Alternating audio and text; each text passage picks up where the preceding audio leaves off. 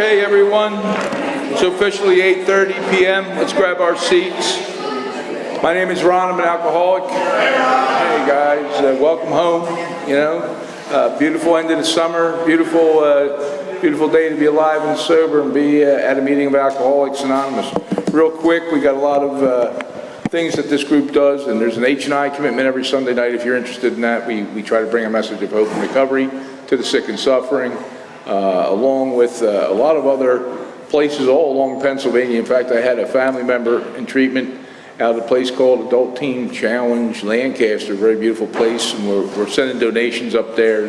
They take men and women. If you know anybody that's looking for a long-term treatment, that's what they kind of stress there, even though they have 30-day stents. So if you're out and about and you're looking at somebody struggling, needs a place to stay, and their scorecard reads 0, this place reaches out and does that. And that's what this group's all about. It's about service. We've purchased and distributed probably 1,000 big books in the last couple of years at no charge to treatment centers.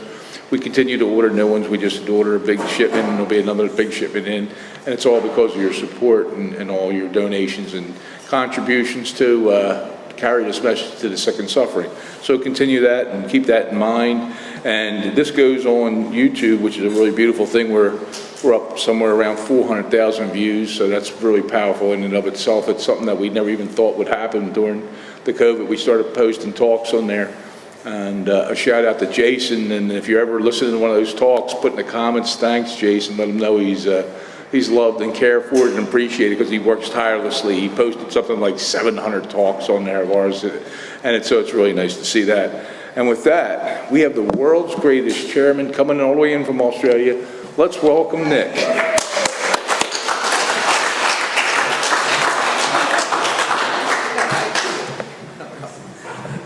Okay. Welcome home, everybody. My name is Nick. I'm an alcoholic. Welcome to the Conscious Contact Speaker Group Alcoholics Anonymous. This is a 1-hour speaker meeting that meets every Saturday evening at St. Paul's Lutheran Church, 301 North Main Street in Doylestown, Pennsylvania. Food and fellowship starts at 8 o'clock, followed by our speaker at 8:30. The business meeting for this group meets every Saturday at 7 p.m. to 7:30 right here. Please come early and join us. The purpose of this group is to provide a consistent message of hope and recovery through God reliance and service to others through the practice and teaching of the 12 steps. We record all speakers that others may benefit from their message of recovery. If you wish not to be recorded, simply ask. And this is an open meeting of Alcoholics Anonymous. The group would like to welcome everyone, especially newcomers. Is there anyone new or from out of town that would like to introduce themselves with their first name? Yes, sir. Hi, my name is Chris. I'm an alcoholic. Hey, Chris, welcome. Thank you. Okay. Yes, sir. Hey, Mike, welcome. Hi, Kristen, alcoholic. Hi, Kristen, welcome. Okay, and welcome to everyone. The Conscious Contact Speaker Group encourages sponsorship with anyone with working knowledge of the 12 steps and is willing to sponsor. Please raise your hands.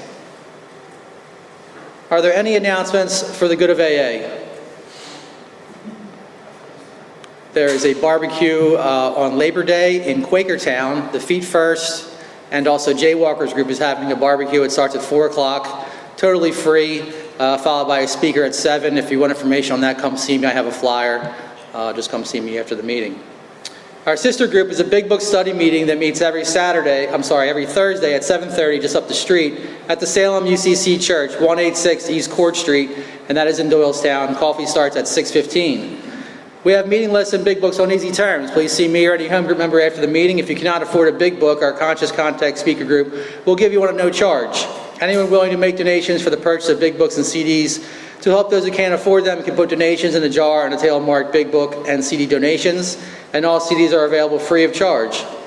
Please subscribe to our YouTube channel, the Conscious Contact Speaker Group of Doylestown, PA, and our Facebook group. Subscribe and share, and you can find our speakers there. Join our Facebook page to keep informed and share upcoming events and meetings.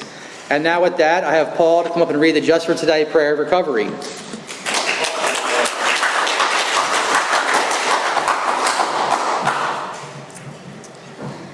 Good evening, everyone. I'm Paul. I'm an alcoholic. This is Just for Today Prayer of Recovery. Just for today, I will be agreeable.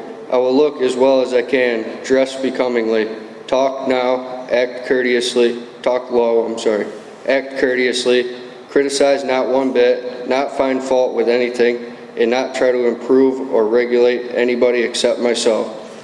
And now I'm having Mandy come to the stage to read the preamble.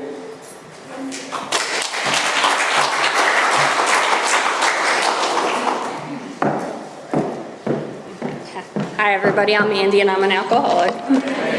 All right, the AA Preamble. Alcoholics Anonymous is a fellowship of men and women who share their experience, strength, and hope with each other that they may solve their common problem and help others to recover from alcoholism. The only requirement for membership is a desire to stop drinking. There are no dues or fees for AA membership. We are self-supporting through our own contributions. AA is not allied with any sect, denomination, politics, organization, or institution, does not wish to engage in any controversy, neither endorses nor opposes causes. Our primary purpose is to stay sober and to help other alcoholics to achieve sobriety. And with that, I'm going to call up Brian to read the 12 steps.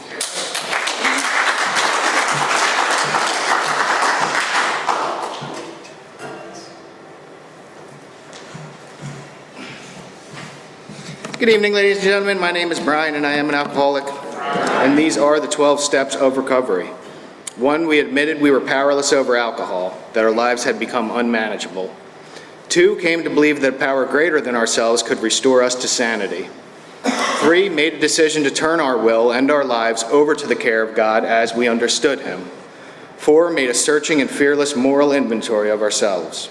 5, admitted to God, to ourselves, and to another human being the exact nature of our wrongs. 6, were entirely ready to have God remove all these defects of character. 7, humbly asked Him to remove our shortcomings. 8, made a list of all persons we had harmed and became willing to make amends to them all. 9, made direct amends to such people wherever possible, except when to do so would injure them or others. 10, continued to take personal inventory, and when we were wrong, promptly admitted it. 11, sought through prayer and meditation to improve our conscious contact with God as we understood Him, praying only for knowledge of His will for us and the power to carry that out. And 12, having had a spiritual awakening as the result of these steps, we tried to carry this message to alcoholics and to practice these principles in all of our affairs. And with that, I'm going to turn the meeting back over to Nick. He's going to introduce our speaker for tonight.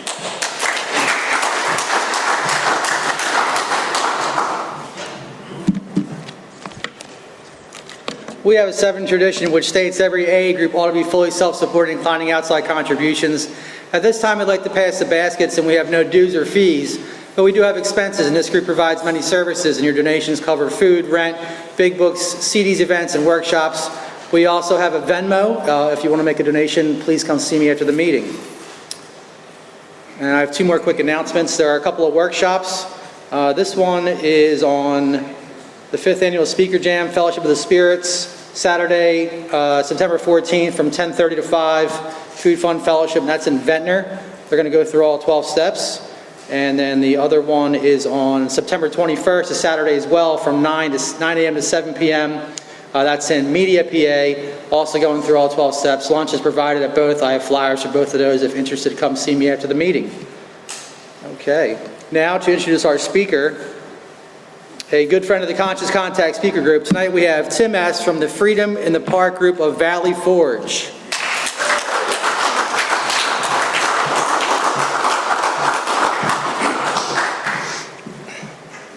Good evening, everybody. My name's Tim. I'm alcoholic.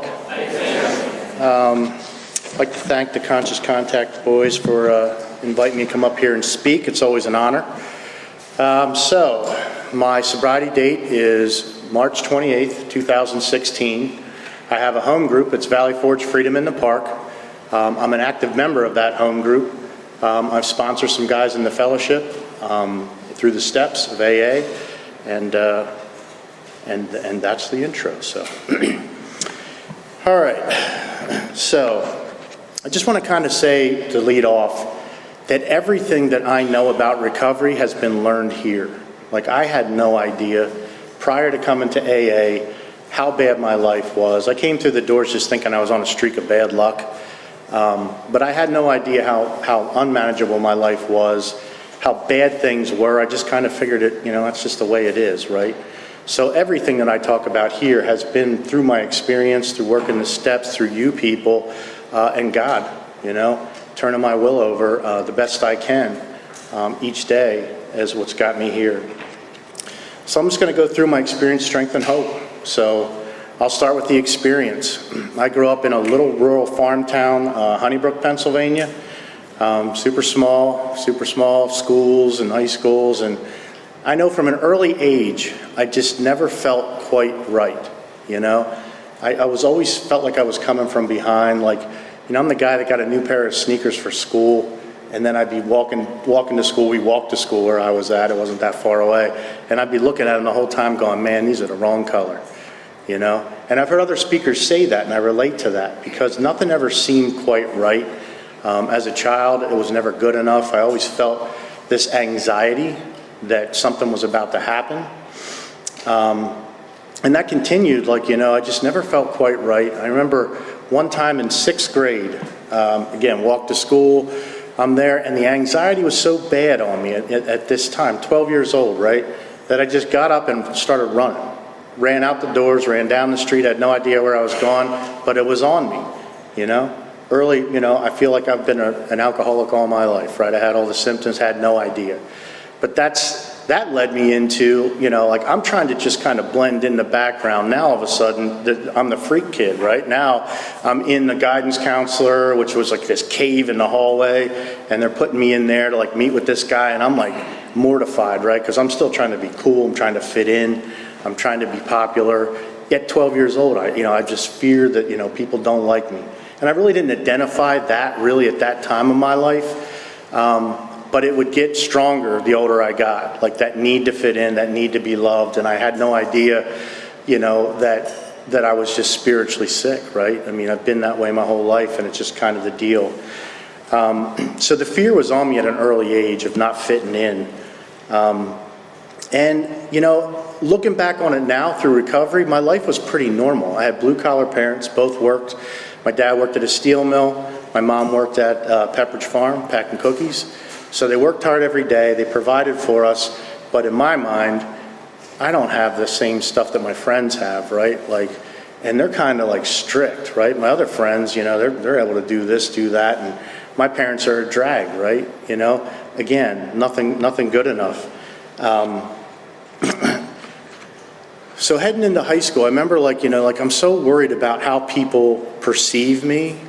I'm in the band in grade school, right? We would bus up to the high school, but I'm like, man, I'm going into 7th grade. I cannot be carrying a trumpet to school. That's not cool, right? So early on, I'm just trying to adjust my world externally to try and compensate for this feeling of like trying to fit in. So, I mean, I get to high school and things are, you know, like, you know, obviously I'm not really drinking too hard, but then 7th grade, I think it was 8th grade maybe. 8th grade, I'm like 14 years old, and my buddy and his brother got us these jobs as busboys. Like, so my mom would have to drop me off, and boy, I found alcohol, right? I mean, working in the restaurant business, the upperclassmen kind of took me and my buddy under their wings, and we were like the two, pledges, or whatever you want to call it. So we would work these bus shifts, and then we'd get beer and then head around, drive around the back roads, tell my mom that, you know, we were still cleaning up. We'd be done at 11. I'd get home at 2, you know. And I had arrived, man. It was the first time, because I had all that anxiety I'm telling you guys about that I had growing up.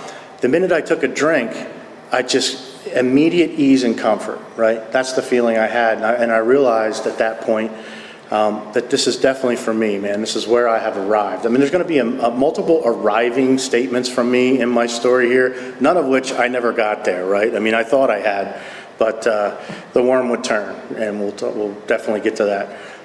So that was cool. Like, you know, I was going to all the parties with all the upperclassmen, but again, I was always self-conscious. I'm going to say the wrong thing, or I'm going to get too drunk. And, you know, I used to consider the last 2 years of my drinking as the chronic stage where I was alcoholic, but looking back, it was always there. That phenomenon of craving and the mental obsession has been with me since day one, putting booze in me. Back in those days, you know, we're 14, 15. I'm the guy that's blacking out, right? They're like looking for me at the party. I'd be under a pine tree somewhere. And I just thought, man, I just can't drink, right? Like those guys have a better tolerance than me. I'm not as cool as them or whatever. And I'm attributing everything to, again, it's all external, it has nothing to do with me. Obviously, at 15, 16 years old, I have no idea what alcoholism is. So that continued through high school. Once those upperclassmen left, that's the first time I kind of felt left behind, right? Because they were like our catalyst to all the fun, all the parties, all the girls were there, and we were kind of fit in. So we were now up to cut our own row. And that kind of elevated the drinking some. Like, I mean, I lived for the weekends. I was a terrible student. I had ADD, I think, before they diagnosed ADD. I graduated in 1987, so I'm not sure how prevalent it was back then, but for me, like, I could not focus, you know. I'm always thinking about getting out of there. I got, you know, somewhere to be. There's other substances in my world too, you know, that I'm looking to get out of there and maybe partake with a few people. So from early on, like, I can't be there. I'm not happy anywhere I'm at, right? And that's the thing with me. Like, I was just talking to a sponsee on the way up here. He just got back from the beach. And to me, this is like, because I've had the same experience. I was like, how was it sitting on the beach? He's like, I sat there for 8 hours, right? I could not do that back in the day. Pre-recovery, sitting there with my head chewing me apart with the noise level on 10. I got to be moving. I got to do something. I got to get a drink to get out of me, right? I can't have any peace. So it was really cool to hear him have that same experience where, you know, he's now through the steps and you know, doing well with that. So through high school, you know, the drinking's still on the weekends. It starts, you know, we're starting to party a little bit more. So after school, there's a little bit more going on. My father had a keg, so they worked. And then in the summers, my house was, we were going to work out, right? Like, everybody's going to come to my house and work out. We sat downstairs and drank beer out of the keg, and it was perfect. Loved it. I loved drinking. It did something for me I couldn't do for myself. It worked for a while, you know, till it turns, and we'll get to that. So, you know, through that, getting through high school, the next phase where I felt left behind is that at the end of my career, like, I barely skated through high school. I think my math teacher passed me in my 12th grade year because I was on the track team. You know what I mean? There's no way I passed that class, but I graduated. All my friends are going off to college. My parents are like, dude, no. We are not giving any money for you and your production to go to school and waste it. Probably one of the greatest gifts my parents gave me, right? I was upset. I was kind of like, man, I'm getting left behind. You know, college would have been so much fun. But I mean, looking back on that, I would have failed out the first. I mean, I would have been in every party. I'd have been in the popular crowd. I'd have been having fun. But there's no studying with me. Like, I can't sit down and learn with books. Maybe now, but not even now, probably. So, you know, I start working construction, right? And that's what guys like me do in my small town. My buddy's dad had a general contracting business. Next time I arrived, right? Starting with the crew in the van, case of beer on ice every day after work. I'm like, oh, this is definitely it, man. I love working with my hands. I love seeing stuff getting built. And I get to drink beer on the way home, you know what I mean? It was like, this is awesome. It's crazy, like, I've met so many talented people. Like, I have no formal education, and my career path, like, we overcome stuff before it gets too bad. A lot of talented people in these rooms. I meet them all the time, right? Like, so I'm doing the construction gig. My father's friend had an engineering company. They needed some help. Hey, do you want to try this out? It was drafting and design. Sure, why not? That was awesome because we worked the night shift and be drinking all night, you know? So, you know, I did that, excelled at that. I ended up being like a manager there. And then I moved on from that into IT. That company had a need for some support in IT, and I was just helping the network guy out because, you know, all my life, before I got really, really bad at the end of my drinking, I was always trying to help people, but it wasn't altruistic, right? Looking back on it, I was always keeping the tally sheet. You know, if I came and helped you with the project at your house, it went on the sheet, you owe me, right? There was never anything to do it just to do it to help people. I tried to bill myself as a good guy, but, you know, looking back on it, there was always something, the self-centered to the extreme the book talks about, that's me.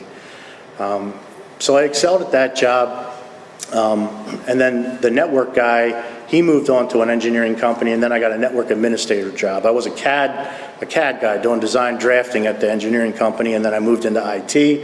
That led to a director of IT role for a pretty large up-and-coming construction company in the Philadelphia area. I think when I started, it was $75 million. It went up to $250 when I resigned.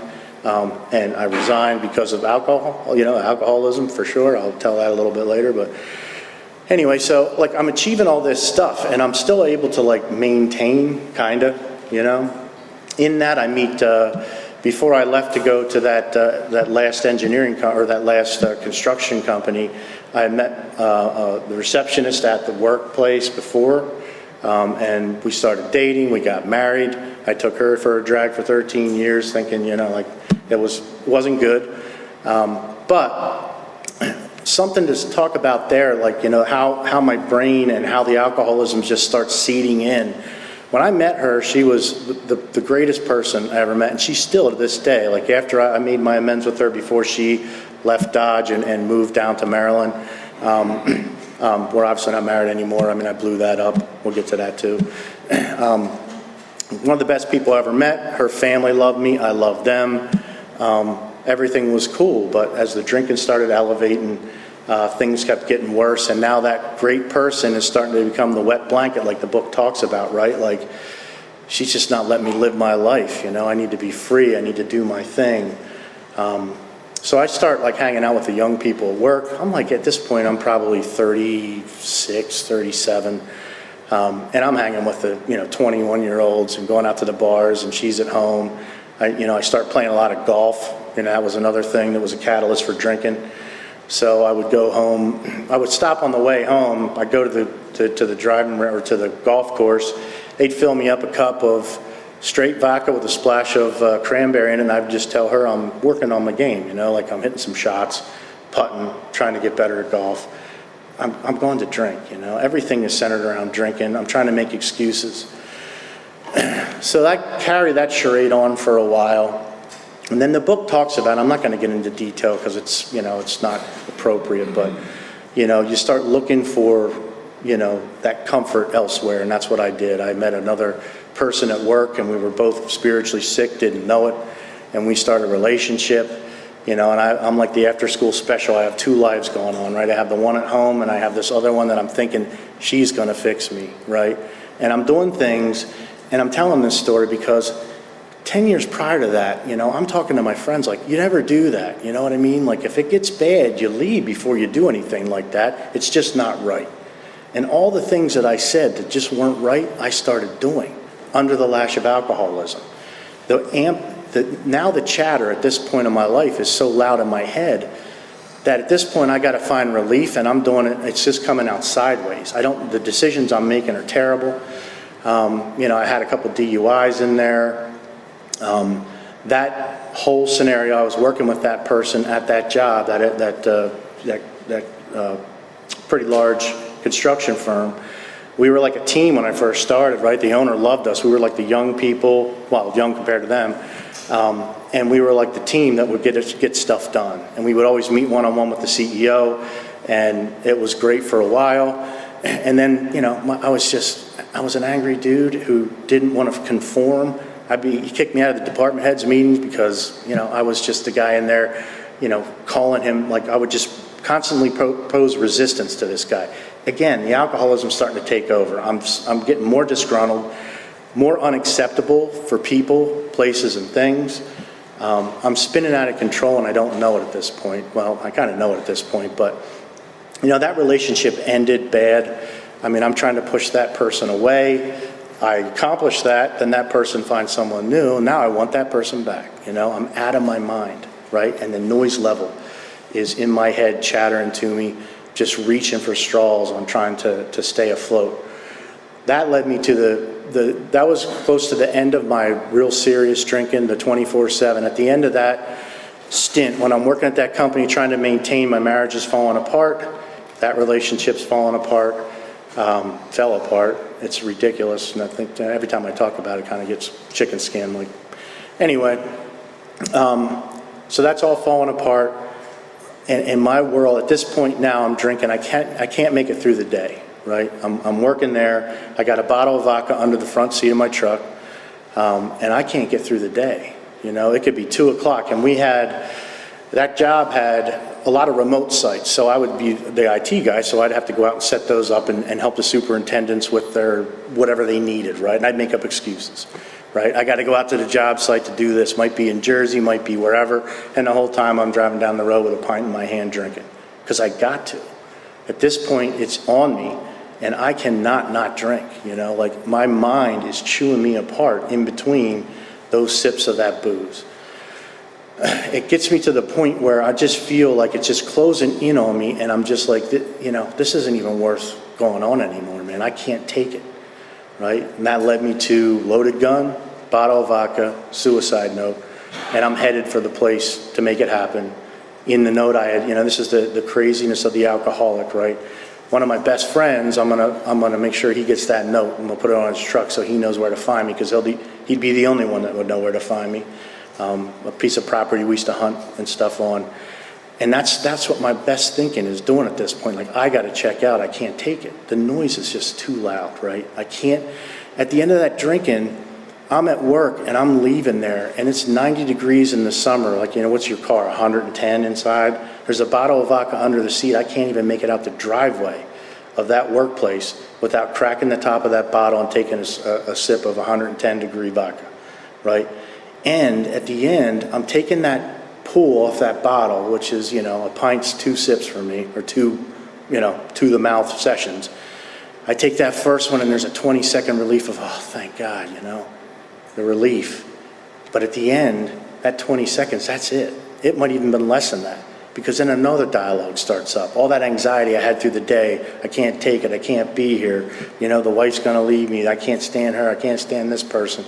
All that noise for 20 seconds stops, and then another tape starts.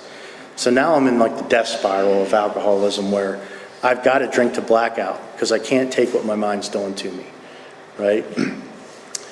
When that was found out by work because of some, you know, I'm like letting people know, here's what it's led to, you know, like a real champ, you know, it's letting people know this is because of you why this is happening. So work finds out about it, they give me a mandatory 2 weeks off. Best thing that ever happened to me in my life at the time, not so good. As I'm off for the 2 weeks, they're putting safe rooms in at work, and again, I'm the alcoholic trying to fly under the radar. Now I'm the guy that everybody's like, here's this loose cannon, right? I'm coming back to work, they're putting safe rooms in because of me, and I'm mortified, right? Like, how did this happen to me, you know what I mean? So, you know, at that point, I got my, so they told me that this was right around the end of the drinking. Everything's crashing and burning now. So the CEO sitting across the desk from me, he says, listen, you got to go see a therapist or you can't work here anymore. And I remember just looking at him saying, you don't tell me how to live my life, right? Like, I'm just going through some stuff at home. You know, it's just, you know, I'll get it. I'll figure it out. And he's like, well, if you don't do it, you're not working here. And, you know, me, like the tough guy's like, well, you know what? Okay, I'll go. You know what I mean? Like, I need money. I need, you know, the fear of not having any work or any money was overtook my big stand of you don't tell me what to do type thing. So I go to see this therapist. I mean, probably session number 2, he says, I think you should go to AA. And I said to him, guy with a PhD, I said, never mention that again. I said, I'm not like those people.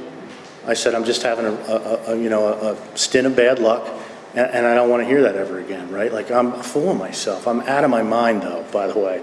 You know, I think we can all relate to that at the end of the drinking, where there's not a lot of logic and reason going on here.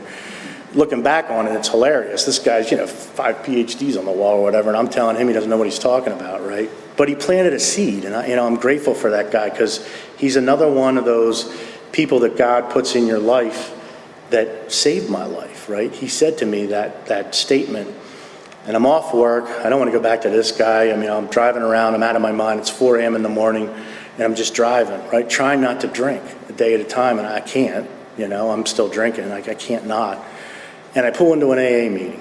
I don't even know how. I found it, whatever. But it was a 6:30 wake-up, it was called, in Malvern, Pennsylvania, at a clubhouse. And I remember I was in a rental car because I just, right at the end there, I had a truck that it was only like a year old. I hit a bridge abutment, It was happy hour after work, I'm supposed to be home at 5. I'm like, let me get 7 shots in, drink a couple beers. I'm driving down the road, and the excuse I gave my wife was, I swerved for a deer. I mean, I used that one probably 3 times, knocking mirrors off cars. I mean, I should have had, stock in mirror companies for vehicles because I knocked a mess of them off. I'm lucky to be alive, and I'm driving, blowing a 3.0 down the road, just out of my mind, hit the bridge abutment. So I'm in a rental car. I'm at the AA meeting. The car kind of drove itself there. I don't have it's a lot of gray area then, because I was so just polluted with alcohol, and it was on me, the alcoholism. But I pulled in there, and I'm in the rental car, and the lights are on, like my truck auto lights, right? So it just shut off. And I'm in this meeting, again, trying to sit in the back, trying not to get noticed. Please don't talk to me. I'm feeling weird. I don't even know why I'm here. And then the announcement comes, somebody left the lights on in a Ford, whatever it was I was driving, like, oh my God, that's me, man. So I go to get up, and another guy puts in my place, puts his hand on my shoulder and says, hey, why don't you give me the keys, man? This guy's you ought to listen to this guy, he's great. And I would never have let that happen, so I think that was a God moment, really. Like, I would have been like, dude, like, no, I got it, and I would have left, right? 100%, That would have been enough for me to be like embarrassed that, I'm the idiot, left the lights on, they stopped the meeting for me. In my head, the ego is still there and still thinking these people were weird and ridiculous.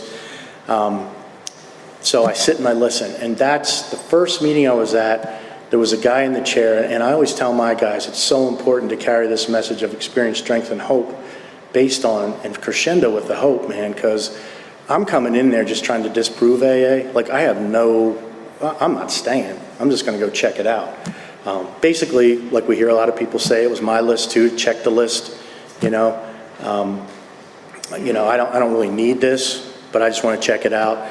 And the guy sitting in the chair is one of my really good friends in AA today. Like, at that point, he had, say, 1.5 or 2 years, and I'm hearing stuff. For the first time, someone is saying things out loud that are in my head and my experience that I was so ashamed of and mortified of that I'm never going to say out loud to anybody else. I'm taking it to the grave. This guy's sharing it up like it's no big deal. And I'll never forget, in that meeting, now at this point for the last couple years, I've never had any flat line just being okay, right? Peaks and valleys. I'm either super excited and just revved up, and at the end of the drinking, most of the time it was below the line, right? Like, I'm crying in my beer. I'm sitting on the back porch with a bottle of vodka, sitting listening to sad songs, tears streaming down my face, real tough guy. And this guy got through, and I'll never forget, I don't know how long it was. It seemed like 2 minutes or whatever it was. But there was a feeling of peace that came over me, like, man, maybe I'm in the right spot. Which and my mind would destroy that, leaving that meeting, like, whatever. But in that, I'll never forget that because it quieted for just a moment, right? The noise in my head, and I'm listening to this guy, and I felt kind of at home. I felt something there.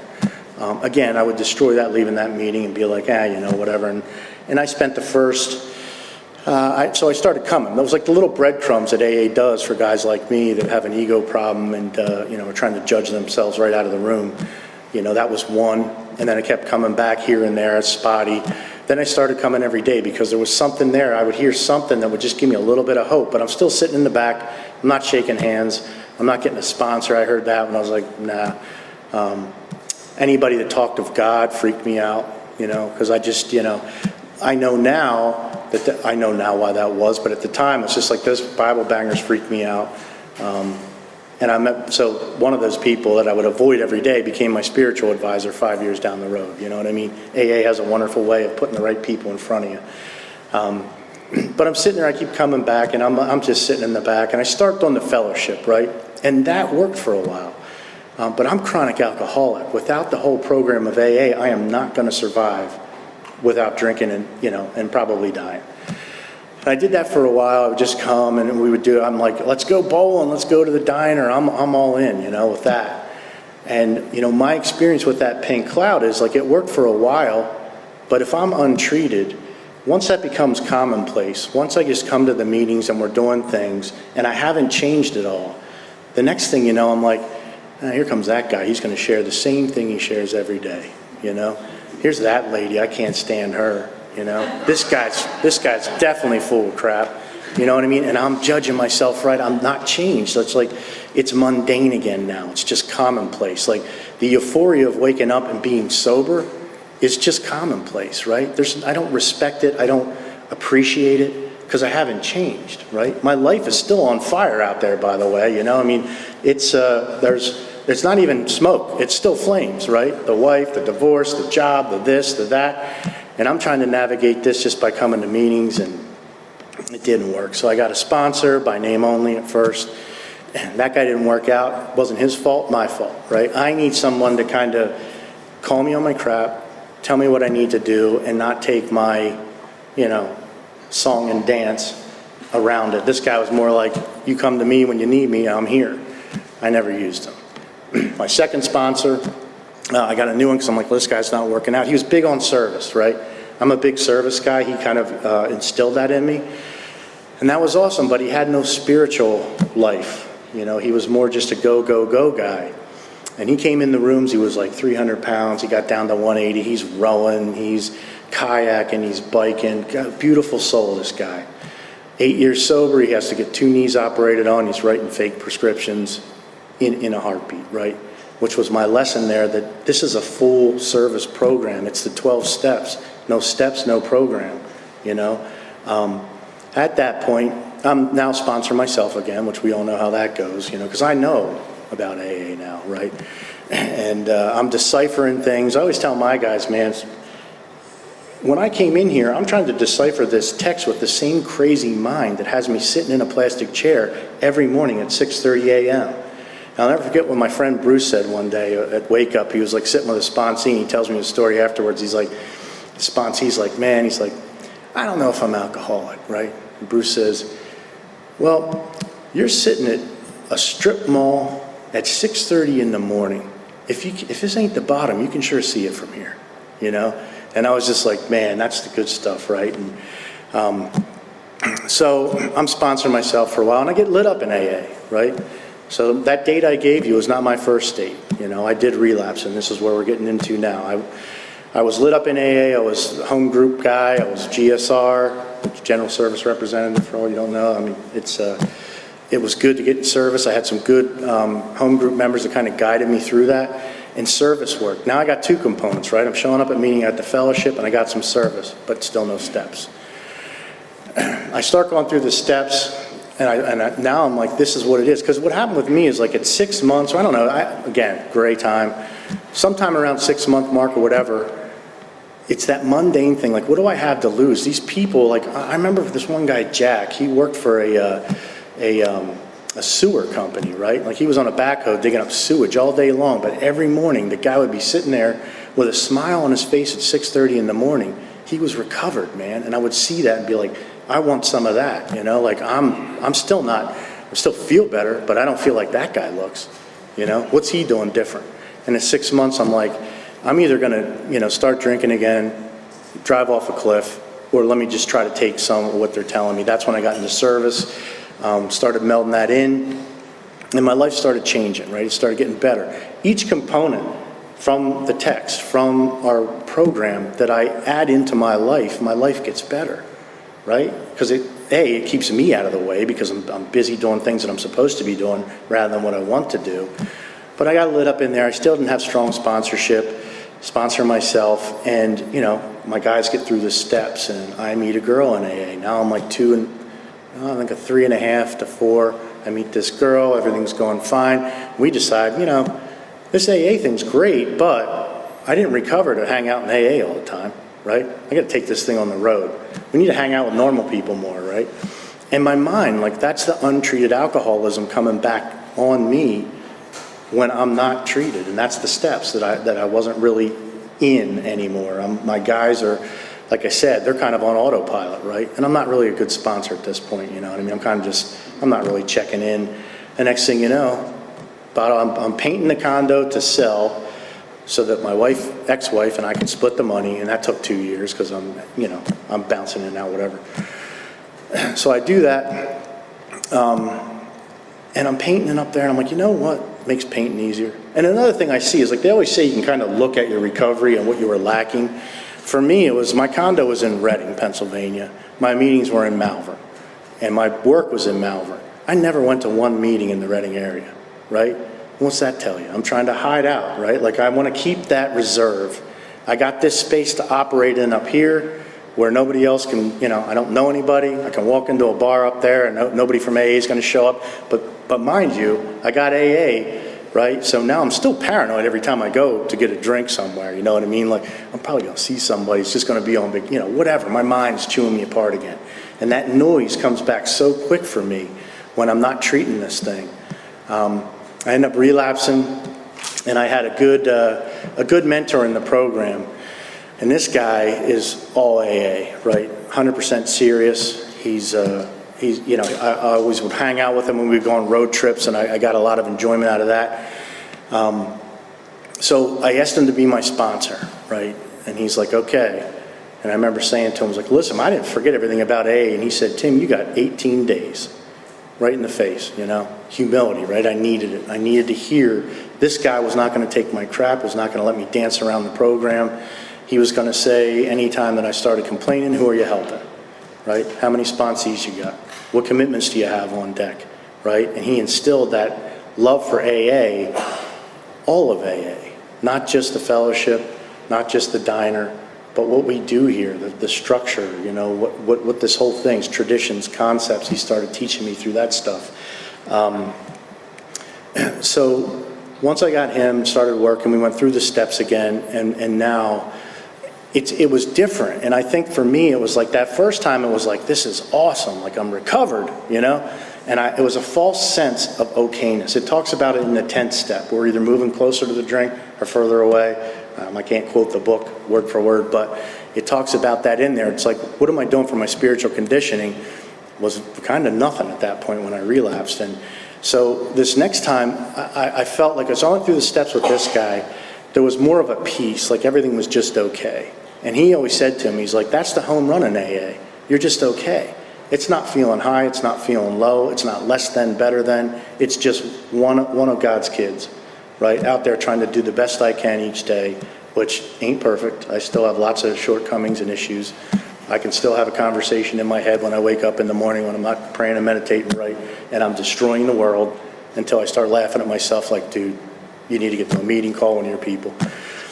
So anyway, I got, you know, through those steps and I started getting into service again. I ended up being a GSR again, and then I served as a DCM for the district, all of which he kind of nudged me into. None of the stuff I want to do. Like, I'm not a great guy at heart, you know what I mean? Like, I think I'm okay and I try, but I need to be pushed a little bit. But every time, like I said, that I meld another piece in of service or whatnot, my life gets better. And better, like they always say, like if you came in and like, you know, wrote down all what you're hoping to get out of this thing, it would have been nothing like it is today, right? Because I had no peace ever in my life. There was no being okay. You know, if I was just okay, something was about to happen, or I was going to make it happen, because I'm not okay in this space. It's like sitting on the beach in that chair with a perfect day, and God's blowing that breeze over you, and it's beautiful out, and I'm there for 5 minutes like, I got to get out of here, right?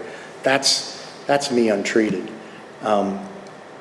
So I start sponsoring guys. I do that service. I served as the CPC subcommittee chair for again, things I don't want to do. Start taking prison commitments. I was the prison coordinator in Chester County. And I'm not saying that because I'm a great guy, like I said. I'm saying that because that's what I needed. And I still need to be in service. I'm an active member of my home group. I'm thinking about maybe hitting CP up and maybe trying to do something there. I don't want to, right? I need to get signed up for the prison again. I need to. I need to get outside of myself, and those commitments are what helps me do that. I'll tell a story about a commitment, like, you know, against my better judgment. The first sponsor I had, the one thing he instilled in me I love was first thought wrong. I still use it today, right? My mind, the first thought is, so I had a prison commitment. Now I got this new sponsor who's all AA, right? And I got a prison commitment. It's on a Saturday. It's when the Eagles are going to the Super Bowl. This is playoff time. My cousin calls me, playoff tickets, Eagles, Falcons. I'll pick you up, elevator up the back into the company suite, you know, food, you know. I'm like, oh man, you know. Second thought was, how am I going to have that conversation with my sponsor, man? Telling him that and immediately I just said, listen, I can't, I have a commitment. That's not me, right? That's God, that's this fellowship, that's my training from my sponsor and you people, that's answering for that question. That's not me. Me wants to go and have a great time and do the thing. I'll never forget leaving that prison that day, right? Like I come out of there and I'm like, I'm lit up. Finally, I'm doing things that I'm supposed to be doing. I didn't need to call anybody or tell anybody. I was just driving down the road with a smile on my face thinking, man, this thing really works if you work it, right? And I never did tell my sponsor that story for, years later I was even entertained because he would have just been like, yeah, well, thank God you made that decision, buddy. So service has definitely enhanced my recovery big time. So I guess I'll just get it, for me, I've got to actively work the 12 steps. The one thing that I'll lean on a lot of times is I hear people saying doing the steps in reverse. That's kind of been true for me. I'm usually pretty good with the commitments, but it's the 11th step, right? It's that prayer and meditation. And it's that constant daily routine that I'll start slacking. I'll start throwing up prayers in the morning, but I'm not connecting. I'm not taking the time to have a conversation with my higher power, I call God, to kind of free me of my thoughts, right? And in that meditation, I struggled with that too till someone helped me. It's like, hey, dude, just read the 12 and 12. It kind of tells you what meditation is. Just read the St. Francis prayer. And I started doing what other people were telling me. And in that meditation, for me, what that looks like is there's a lot of noise in my head to this day. It takes me a while to get in that groove when I start practicing it. But it's like those moments where I'll think hey, I haven't talked to Ron in a while. That's what pops up into my head in that meditation. These things that I can do that I need to do outside of myself to be in service, to help God's kids, right? That's what happens to me in that. It's not like God's coming down off the mountaintop and having a one-on-one conversation. Hey, dude, what are you up to today? It's when I get quiet, I start seeing or feeling the things that I need to take care of to keep this thing at bay. When I don't do that, the gray clouds roll in a little bit more, right? I can go through the day and it's it just doesn't feel quite right again. My friend Chris has a good one. He's like, it's like going to the gym and not working out with a wet t-shirt on, right? Something don't feel quite right. T-shirt fits, but it feels weird. And that's kind of where I'm at when I don't practice that. And I'll never forget, in one of the meetings in that home group at Wake Up, there was a woman there. I really liked her spirituality. And we were talking about the 11th step. And I'll never forget, I always remember her. I can picture her face. She said, how free do you want to be? And that stuck with me because that's all I want in here is freedom from me, man. I'm not looking to be, I started my own business that's going okay. I'm not lighting it on fire, but I'm happy, right? I'm in a one-bedroom apartment with less things than I've ever had in my life, and I'm happy. I was never okay, right? I had that six-figure job, man. I was killing it. Benefits were great, and I wanted to kill myself. You know what I mean? It doesn't matter where I am or what I have. It's that spiritual conditioning I need to take care of so, I can enjoy this life. So how free do you want to be, right? And that's really been my experiences because no matter when I start taking it a little more serious and I take a little more time to talk to my higher power, to try and do the next right thing, to try to stop and pause my day and ask for help when I'm jammed up, my days get better, right? And then the 2-mile-an-hour fastball is not getting thrown by me for service, right? I'm seeing that person behind me at the Wawa I'm holding the door open for. I'm seeing an opportunity to help someone out that when I'm jammed up with myself, I don't see, right? Those are the gifts that I get here. And it's a beautiful life, man, with that, So that's kind of the extent of my program. I just want to crescendo on the hope because I really feel that, it's experience, strength, and hope, right? Going through the steps, sponsoring guys, doing the whole thing like we do here, I really feel like I've recovered from a hopeless state of mind and body, right? Like the book talks about. I had no hope coming in here. I didn't want to live. And now every day is okay, man. I'm more in tune with where I need to be and what I need to do. I just took a vacation down to Florida. I was in Siesta Key. It's right off of Sarasota. And it was a family, my girlfriend, her daughter and fiance, her brother, who may be one of us, can't qualify him, but he's definitely, I was watching the show, man. Bud Light was getting hammered, the whole time. And this guy, like, everybody's fearful of him. My girlfriend, her daughter, he's a loose cannon, and he's total alcohol. Well, I'm not going to say that. He's not alcohol. I think he's an alcoholic, but anyway, he's just shot out of a cannon. He keeps bringing up these stories, like, from their past, right? And my girlfriend's daughter's mortified because he's bringing up she's an alcoholic, right? She has her own program, does her own thing. But he's bringing up those bad times, and he thinks it's funny. Like, she once drug a guy out of a car, her ex-husband, in the middle of traffic, and he's bringing that stuff up, right? Like, and I'll only tell that one story. There's plenty of other ones he's bringing up. And you're just sitting there, it's just uncomfortable, right? You're just like, man, this guy's not going to get it. But if you say anything to him, he explodes. So it's a moot point. You kind of have to suck it up. We're getting in the car after this first night's dinner. That's when he started. And the girls are all upset. I don't know if we can do this all week. And I'm like, listen, it might be an opportunity here. If I get the opportunity, you never know. We're going fishing one day, or we'll be on the boat. Went fishing, came back, and everybody's in the water. It's just me and him sitting on the beach. And he says, those girls are overly sensitive. I said, Bill, I was like, you're bringing up things in their past that's the worst days of their life. I mean, her daughter didn't know if she was going to have a mom.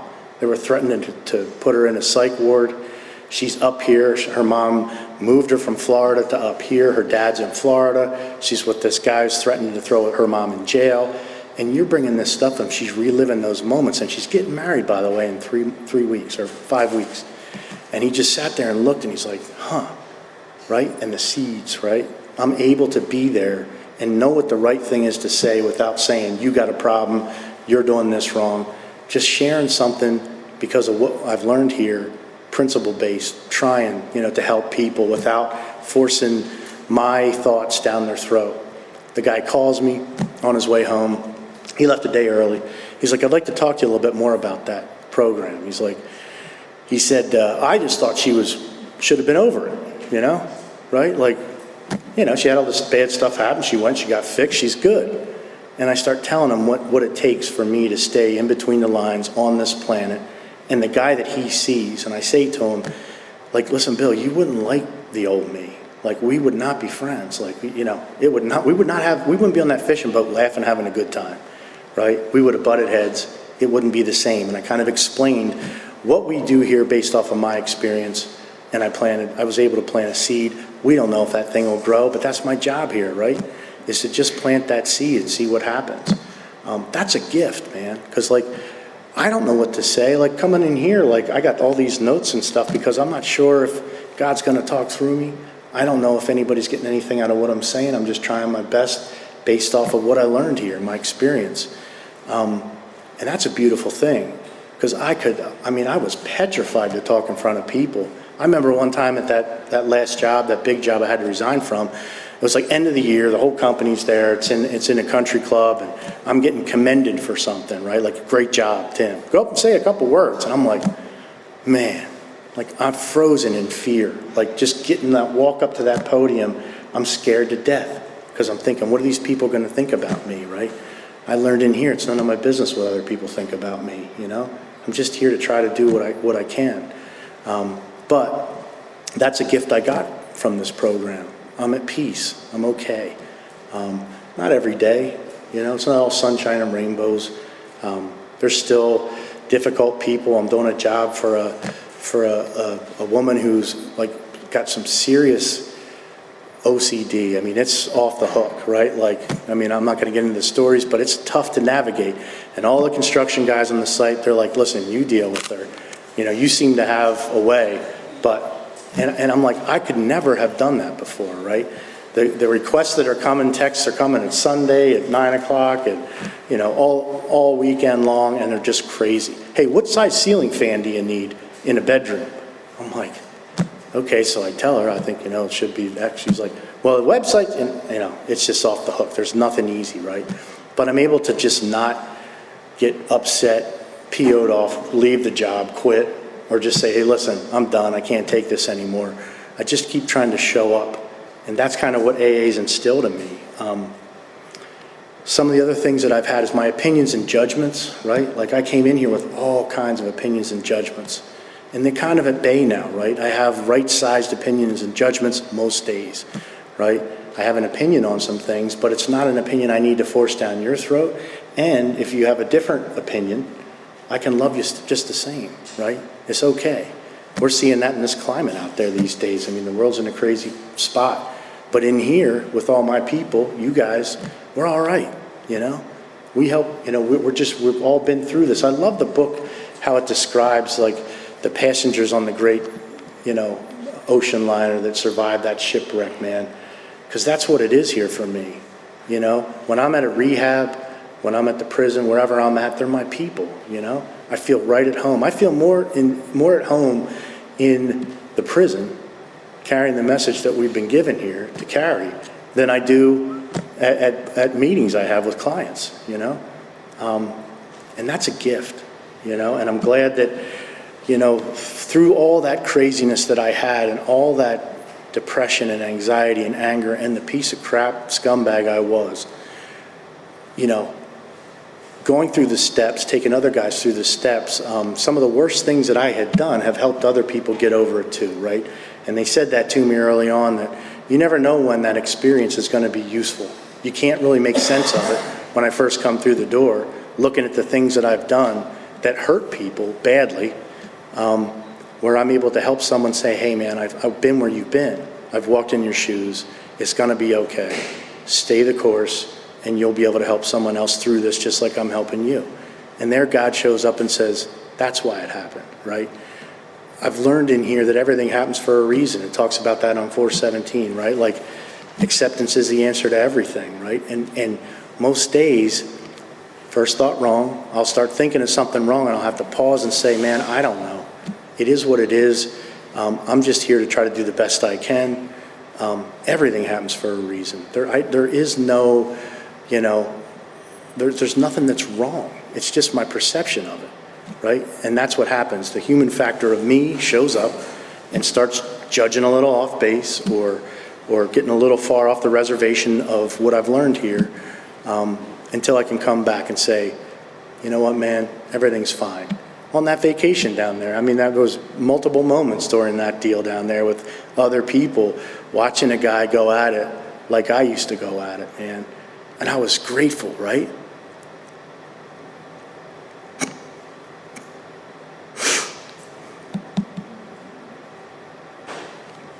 To be on that beach and watching that show saying, I don't need to do that. I'm okay, right? Like, I never could do anything without getting lit up or buzzed.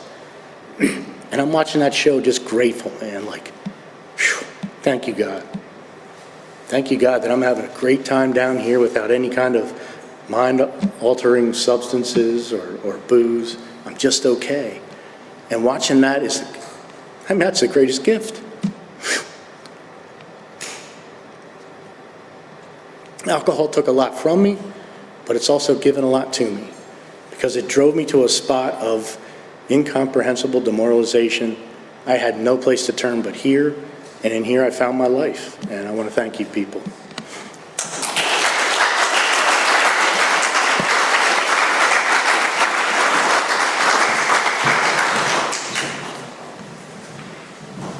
Let's take a second to thank Tim one more time.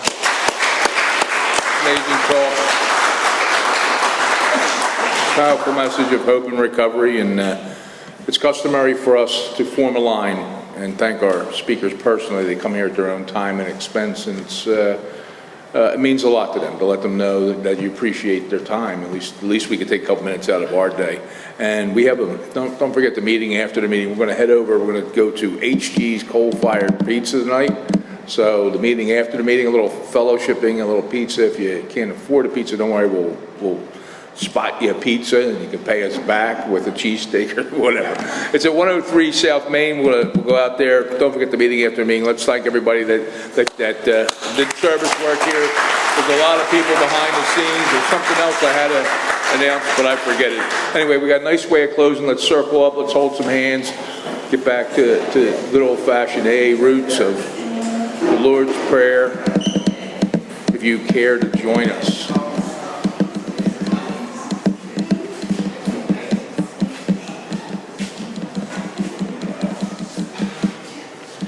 Okay, everybody got a hand? Let's take a moment of silence for all the sick and suffering in the world, and if you care to join us, we will end with the Lord's Prayer. Our Father, who art in heaven, hallowed be thy name. Thy kingdom come, thy will be done, on earth as it is in heaven. Give us this day our daily bread, and forgive us our trespasses, as we forgive those who trespass against us. And lead us not into temptation, but deliver us from evil. For thine is the kingdom, the power, and the glory, forever and ever. Amen. Keep coming back. It works if you work it, so work it, you're worth it.